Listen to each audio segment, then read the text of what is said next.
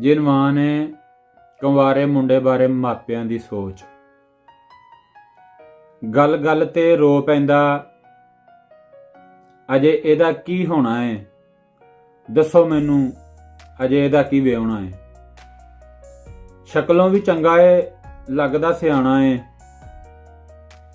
10ਵੀਂ ਤੇ ਪਾਸ ਨਹੀਂ, ਮੁੰਡਾ ਅਜੇ ਹੀ ਆਣਾ ਏ।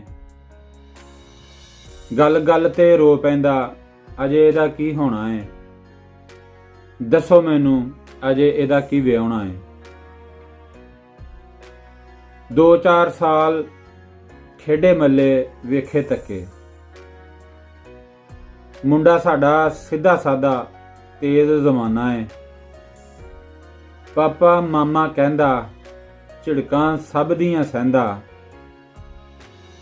ਸਾਡੇ ਲਈ ਅਜੇ ਇਹ ਖਿਡੌਣਾ ਏ। ਗੱਲ ਗੱਲ ਤੇ ਰੋ ਪੈਂਦਾ, ਅਜੇ ਇਹਦਾ ਕੀ ਹੋਣਾ ਏ, ਦੱਸੋ ਮੈਨੂੰ ਅਜੇ ਇਹਦਾ ਕੀ ਵਿਆਹੁਣਾ ਏ। ਨਵੀਆਂ ਤੇ ਵਹੁਟੀਆਂ ਦੇ ਖਰਚੇ ਵੀ ਢੇਰ ਨੇ, ਇਹਦੀ ਸਿੰਡੀ ਅਜੇ ਸੁੱਕੀ ਨਹੀਂ, ਇਹਨੇ ਕੀ ਕਮਾਉਣਾ ਏ। ਪਹਿਲੇ ਅਸੀਂ ਝੱਲਨੇ ਆ ਇਸ ਕੱਲੇ ਛੋਰ ਨੂੰ, ਫਿਰ ਕਰਕੇ ਵਿਆਹ ਖਰਚਾ ਦੋਵਾਂ ਦਾ ਉਠਾਉਣਾ ਏ।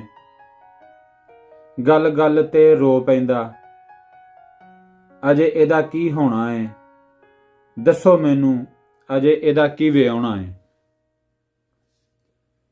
ਮੇਰਾ ਤੇ ਖਿਆਲ ਏ ਅਜੇ ਮੁੰਡਾ ਸਾਡਾ ਬਾਲ ਏ, 2-4 ਸਾਲ ਟਾਈਮ ਅਜੇ ਅਸਾਂ ਤੇ ਟਪਾਉਣਾ ਏ।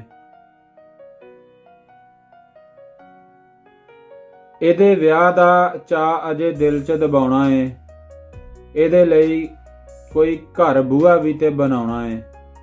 ਗੱਲ ਗੱਲ ਤੇ ਰੋ ਪੈਂਦਾ, ਅਜੇ ਇਹਦਾ ਕੀ ਹੋਣਾ ਏ, ਦੱਸੋ ਮੈਨੂੰ ਅਜੇ ਇਹਦਾ ਕੀ ਵਿਆਹੁਣਾ ਏ।